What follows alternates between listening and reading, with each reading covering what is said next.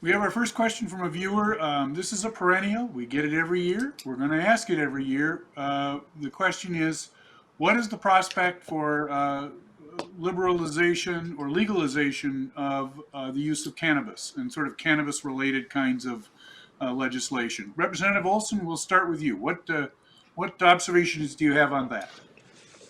Happy to share that. So the House has really done its part. We had a really robust process, and we engaged with members of the Senate DFL caucus as well in this, who we went out throughout the entire state, engaged stakeholders. Our majority leader, Representative Ryan Winkler, just did this incredibly thorough process to engage everyone to talk about how do we legalize adult use cannabis and do it in a way that takes all of the concerns into consideration. And so last year, we, for the first time in state history, passed a bill off the House floor to legalize adult use cannabis in a way that really addressed all of the concerns, whether it's around public safety, around health, around access, around expungement, criminal history, and had a bill that was supported by a really robust group of stakeholders. So we have done that on the House side, and we have sent that to the Senate GOP.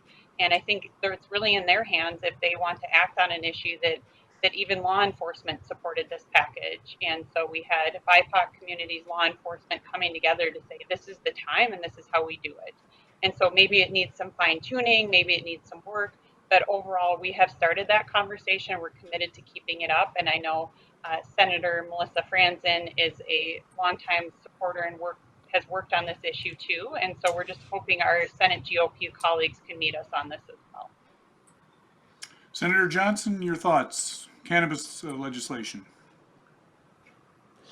Well, there might be a broad support for it in some areas, but in other areas, I know there's quite a bit of opposition. The Senate had some hearings 2 years ago regarding legalizing recreational cannabis products, and the overwhelming evidence really came out not in favor of the product being out in the state. And can you imagine now, where we're having a workforce crisis, to legalize marijuana and cannabis products, and then have the private industry start to sort out, well, what does insurance look like if you're a construction company and you have legalized cannabis now, and you've got folks walking around with a substance in their bloodstream? Well, where's the liability on these things? How are you going to work out testing for driving?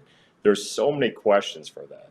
And right now, at the end of a pandemic, when we're still feeling our way out, and there's issues all over the place, legalizing cannabis should not be the top issue that we're taking forward into this year. We got economics we got to be working on. We have education.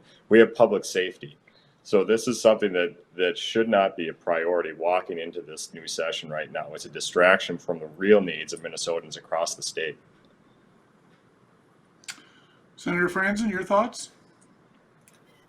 Well, just as I was the chief author of the 2019 bill when we had that I hearing. bet you'd have an opinion on it then.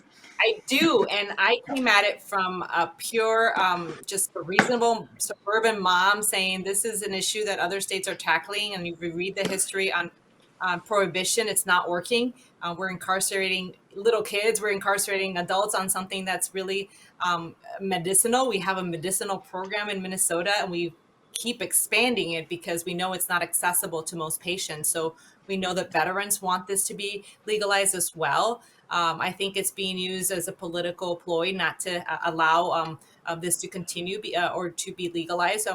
As you know as well, we have two political parties that last election cycle took a lot of votes from folks like on the Democratic side. So I get the politics, but we have to get the science, and other states have done this in a very responsible way, and we're learning from it. There's push at the federal level to get there. The question is when, and I thought this was the right time for us to start talking about it back in 2019, to start doing the right policy decisions, because we can get it really wrong, and I agree with that. It has to be done responsibly with a responsible regulatory framework, which is what we proposed, which was the bill that it passed the House, and it's ready to come into the Senate and to be discussed. But we don't want to have that discussion in the Minnesota Senate because it's not the right time politically. But it is the right time to have the discussion because Minnesotans expect it and need it. And quite frankly, if you looked at the science too, you understand that cannabis is actually a pathway out of opioid addiction. It actually would help with anxiety, with pain, with all these ailments that we're prescribing and overprescribing. This is actually a way that we can do it in a more responsible way, and quite frankly, more natural way. It's just been a political issue from the get-go when we started prohibition on, just like we did with alcohol. And in fact, this is less lethal than alcohol. So if we had hearings and we actually went through the policymaking discussions that we are elected to do, we would find all this stuff out. We did in the House, or they did in the House. We just have to do our part in the Senate. And there is no hurry, but we are going to be, I guess, late adapters. And I do have the concern about public safety for sure. But we need them at the table, and they have been.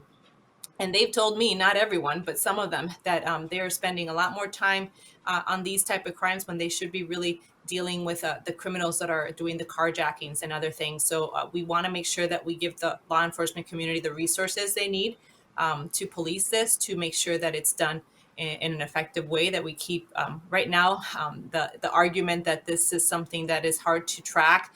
We can't drive impaired with any substance, prescription, legal or otherwise.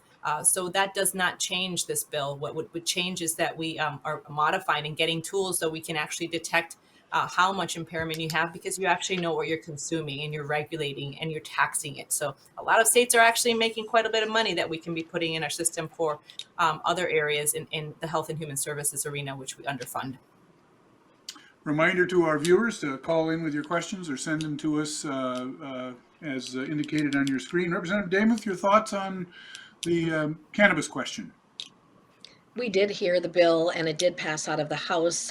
There are a lot of concerns that I had, and I was not supportive of the bill.